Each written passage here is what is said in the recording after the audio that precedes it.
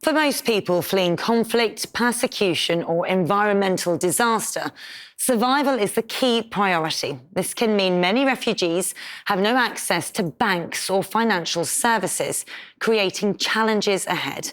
The UN Refugee Agency, UNHCR, works to help the millions of people forced to flee from their homes to build better futures.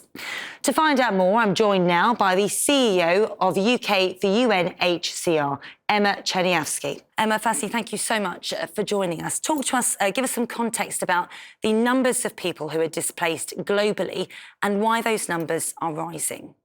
So there are now more than 110 million people displaced around the world, and that is more than a doubling over the last decade. There's been an acceleration of conflict and wars that are also persisting for a long period of time.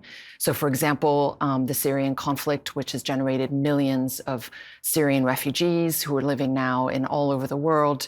We know the war in Ukraine has displaced some 6 million Ukrainians who are now living in neighboring countries, several million internally displaced. At the same time, we're also seeing an increase in extreme weather events, and those often affect people who are already displaced.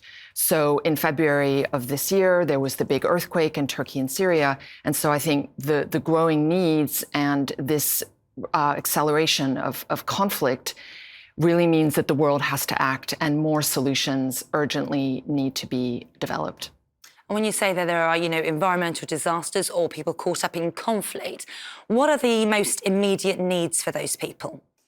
So, of course, in the immediate, it's humanitarian assistance. So that's provision of food and water and shelter and hygiene kits and blankets, and just making sure that people's basic needs are met.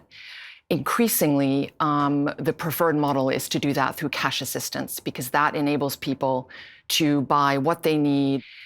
Another important area is documentation, and that's something that, particularly in an environmental disaster, people have often fled out of their home with literally nothing, and then they have no documents, and they're unable to access services as a result. So UNHCR often works with them to reproduce that documentation so they can begin to access services again. But after that emergency phase, we then move into a recovery phase. And this is typically after 2 or 3 months. We're then delivering a longer-term plan to provide education, to provide livelihoods, to provide mental and physical health.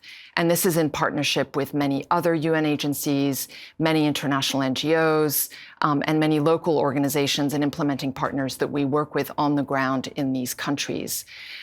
Governments have a key role to play, and also the private sector and businesses and companies can also play a critical part in delivering solutions and assistance to refugees. I mean, in terms of sort of financial services as an isolated area, what are the biggest challenges for these people? In many countries, refugees lack the documentation or the permission to be able to open a bank account or even get a SIM card or use mobile money. And then another barrier is exclusion from digital services. There's issues of access, there's issues of affordability, and also low digital literacy among refugees.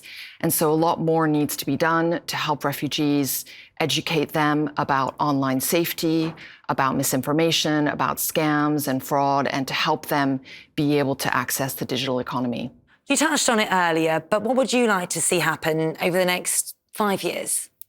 There's a big event coming up in mid-December called the Global Refugee Forum in Geneva. And this is a global gathering that takes place every 4 years, where governments, companies, other actors, institutions come together to really plan and deliver a set of commitments for refugees.